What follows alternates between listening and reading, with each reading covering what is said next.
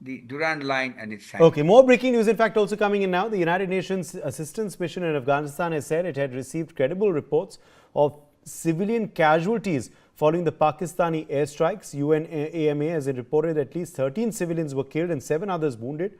According to UNAMA, Pakistani military forces carried out airstrikes between approximately 11:45 p.m. on the 21st of February and 12:15 a.m. on the 22nd of February in the Behsood and Khogyani districts of Nangarhar province in eastern Afghanistan.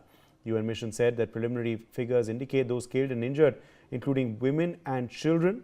The mission also reported additional strikes in Barmal and Urgun districts of Paktika province, also in the east. As per UNAMA, in Barmal's Margha area, an airstrike struck a madrasa and partially in fact damaged a nearby mosque as well around 11:15 p.m.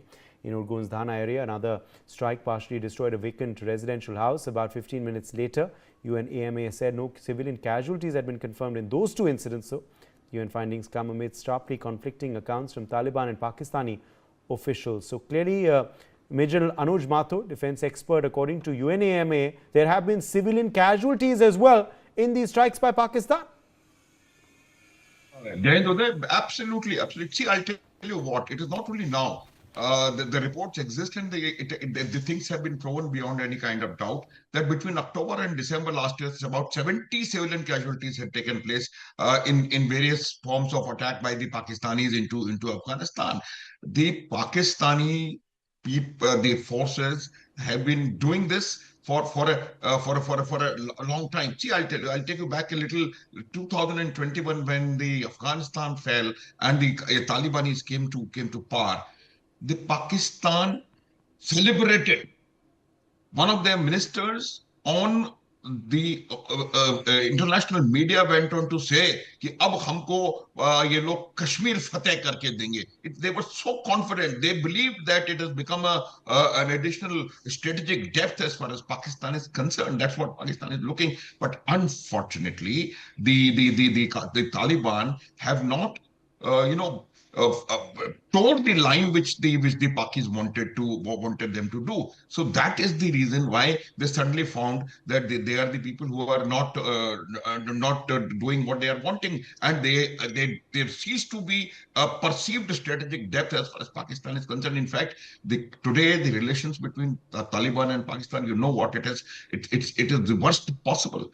The reason is very, very simple. I quote Hillary Clinton, what she had said in 2011, that if you create snakes in your backyard, there is no guarantee that they will not bite you. These are the same people who have been made, created, trained, nurtured, armed by the Pakistanis. There was a time when Pervez Musharraf had said that people like the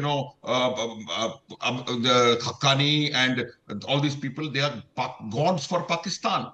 This is the kind of mentality which they had, and they are being paid for that. Now, once the UN report confirms that there has been civilian casualties, it will have very severe repercussions. And to my mind, Pakistan wouldn't have dared to do what they did in Afghanistan had there been any possibility of a retaliatory offensive or retaliatory attack in terms of air or air defense from the Afghans. So my point is that they keep claiming that India is doing this, India is doing that. Let them try doing a similar thing to India. They will never do it because they know what they will meet. Yes. Yes. Just one more line, please. The fact continue to remain that Pakistan's Air Force has behaved in an absolutely unprofessional manner. That's what I want to say over there. Okay, let me address some more updates as well coming in. The bodies of 4 out of the 17 people have not yet been recovered in the Behsood district of Nangarhar after the Pakistani airstrikes in the region. As per local reports from Afghanistan, amongst the 13 victims whose bodies have been found, 8 were school students, 5 boys and 3 girls. Major General Brajesh Kumar, clearly 17 people killed in Behsood, children as well, amongst them school students. It's unfortunate, but that's how it is. Neither the Pakistan's military or the Air Force is so precise as to choose their targets correctly. We've shown them how to do it, but probably they don't have the skills or the way to do it. But sadly, it'll hurt them more. See, help in alienating the people of Afghanistan a lot more, contrary to their wish list, contrary to their wishes per se. In fact, I was just looking at a favorable publication, Al Jazeera, talking about it, and they said out of those 4 missing, the 18 are children 4, 6, 8, 10, 12, and the elderly gentleman who's 80 years old, and a young man of 40. So that's be the kind of a demographic. So clearly, Pakistan doesn't care to hoot for these kind of a thing. In any case, you see that in Pakistan itself. The Punjabi-dominated Pakistan, the way it's dealing with its own people in Balochistan, Khyber Pakhtunkhwa, and POJK as they call it, it's been terrible. They only understand one thing, Pakistan for Punjabi. And on top of it, they don't have a democracy or a shadow democracy. The most popular leader ever since the formation of Pakistan, Imran Khan, the cricketer, has been behind bars. He is tortured. His eyesight is getting weakened.